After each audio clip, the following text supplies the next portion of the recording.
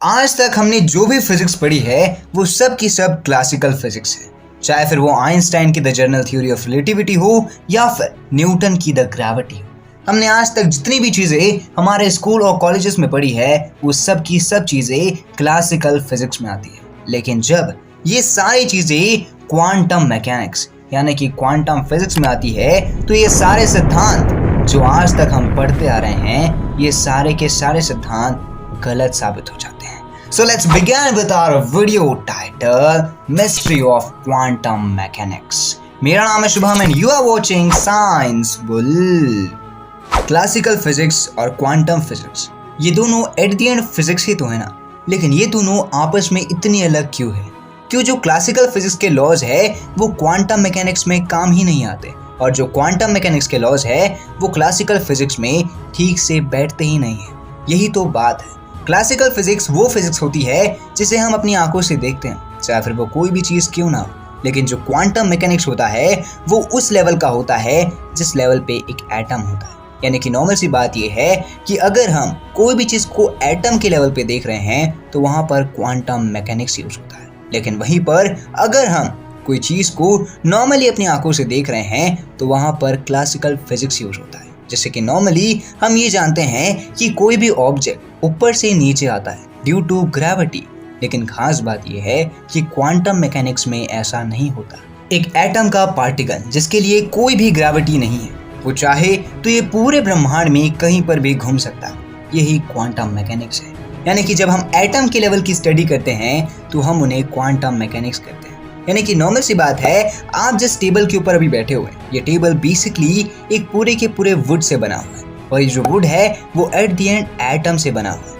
आपको मैं नॉर्मली अगर एक क्वेश्चन पूछूं कि आपका ये जो टेबल है ये कितना पुराना हो तो आपके दिमाग में ये सवाल आया होगा कि जब से ये बना होगा हो सकता है तब का ही होगा। लेकिन कॉमन सी बात ये है कि जब से बिग बैंग हुआ है तब से ये टेबल अस्तित्व में था। Yes, you heard it right. जब से बिग बैंग हुआ है तब से ये टेबल अपने अस्तित्व में आ गया। लेकिन आप पूछेंगे कैसे? तो देखो यही तो सबसे खास बात है। जैसे ही हमारे बिग बैंग के बाद हर जगह एनर्जी फैली तो वो एनर्जी धीरे धीरे ठंडी हुई और ठंडी होते ही साथ वो मैटर में कन्वर्ट हो गई। और वेल उस वक्त वो सारे एटम फॉर्म हो चुके थे जो आने वाले एटम्स को क्रिएट करने वाले थे।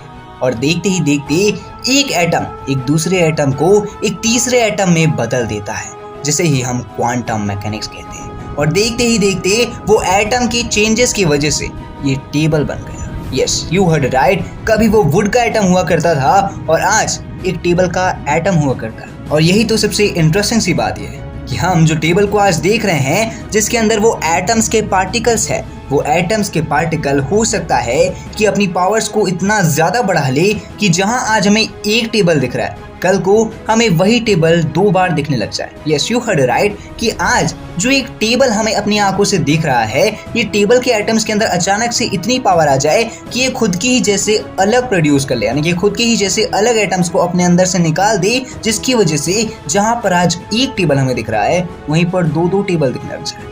यस, ये सब चीज़ें आपके दिमाग में उतने अच्छे से क्लियरली नहीं बैठ रही होगी क्योंकि नॉर्मल सी बात यह है कि आपने आज तक जो भी फिजिक्स पढ़ी है ये सारे की सारे फिजिक्स नॉर्मली में अभी तक क्लासिकल फिजिक्स है। बट वेल जब आप एक्चुअली में क्वांटम फिजिक्स को पढ़ेंगे तो आपका दिमाग कुछ इसी तरह पूरा का पूरा हिल जाएगा। जैसे कि नॉर्मली अगर मैं आपसे पूछूं कि आपकी एज कितनी होगी तो आप कहेंगे कि जब से मेरा जन्म हुआ है तब से मेरी एज होगी। बट वेल ऐसा नहीं है। जब से बिग बैंग हुआ है तब से आप भी अस्तित्व में आ चुके हैं, क्योंकि नॉर्मली आपके शरीर के अंदर जो सोल है जिसे हम एनर्जी कहते हैं ये एनर्जी तभी फॉर्म हो गई थी जब बिग बैंग हुआ था। यस, आपने बिल्कुल सही सुना, ये एनर्जी तभी फॉर्म हो गई थी जब बिग बैंग हुआ था। और वही एनर्जी जो मैटर के साथ पूरा का पूरा कोलिजन करके आपको जन्म दे दी है। और यही तो सबसे खास बात है कि अगर हम हमारी बॉडी को क्वांटम लेवल पे देखें तो हमें पता चलेगा कि आज की डेट में हम जितने भी इंसानों को देख रहे हैं ये सब के सब इंसान सिर्फ और सिर्फ वही एटम से मिलके बने हुए हैं जो उस वक्त बिग बैंग से निकला था। तो at the end of a day हम सब इंसान के अंदर का जो एटम का पार्टिकल है वो वही है। तो हम सब कहीं ना कहीं एक दूसरे से कनेक्टेड हैं। अगर आज हमें यहाँ पर दर्द होता है तो मे भी हो सकता है कि कोई और इंसान को भी दर्द हो। और यही तो क्वांटम मैकेनिक्स है। क्वांटम मैकेनिक्स एक एटम को एक दूसरे एटम से जोड़ देता है। और ये जो क्वांटम मैकेनिक्स है ये इतना ज्यादा पावरफुल है कि अगर एक मैटर जिसके अंदर नेगेटिव एनर्जी है तो इसके 110% चांसेस है कि जो उसका दूसरा वाला एटम है उसके अंदर पॉजिटिव एनर्जी हो। और वेल ये जो एनर्जी जैसे आपस में घूमना चालू करेगी, यानी कि जो एक एटम है जिसके अंदर पॉजिटिव एनर्जी है, अगर वो एंटी क्लॉकवाइज घूम रहा है तो जिसके अंदर नेगेटिव एनर्जी है वो क्लॉकवाइज घूमेगा। और वेल ये जो चीज रहेगी, अगर इसमें मान लीजिए कि जो भी एंटी क्लॉकवाइज घूम रहा है अगर वो क्लॉकवाइज घूमेगा तो एक्चुअली में होगा ऐसा कि जो पहले क्लॉकवाइज घूम रहा था वो अब एंटी क्लॉकवाइज घूमेगा। और वेल इसमें उनको चंद सेकंड्स का भी वक्त नहीं लगेगा, ये दोनों चीजें आपस में चेंज हो जाएगी। बट वेल क्यों? क्योंकि यहाँ पर इंफॉर्मेशन लाइट की स्पीड से भी ज्यादा तेज ट्रेवल करेगी। यस, मैं जानता हूँ आपके दिमाग में ये चीजें क्लियरली नहीं जा पा रही होगी, बट वेल यही तो क्वांटम मैकेनिक्स है। अगर क्वांटम मैकेनिक्स को समझना इतना इजी होता तो आज की डेट में हर स्कूल्स में क्लासिकल फिजिक्स नहीं बल्कि क्वांटम मैकेनिक्स पढ़ा। बट वेल ये जो क्वांटम मैकेनिक्स है ये सुनने में जितना इजियर वर्ड लगता है उतना है नहीं, क्योंकि जब आप इसके डेप्थ के अंदर जाएंगे तो आपको पता भी नहीं चलेगा कि आप कितनी गहराई में सोचने लगे। बट वेल अब आपको क्या लगता है कि क्या ये क्वांटम मैकेनिक्स की दुनिया एक्चुअली में एक दुनिया है या फिर नहीं? आप मेरे कमेंट बॉक्स में जरूर बताएगा। अगर आपको ऐसी क्वांटम मैकेनिक्स की वीडियोस देखनी है तो वीडियो को लाइक कर देना, चैनल पे नए चैनल को सब्सक्राइब करके बेल आइकन को ऑल पे सेट कर देना। मैं मिलता हूं अगली वीडियो में, तब तक के लिए जय हिंद, वंदे मातरम and thanks for watching this video.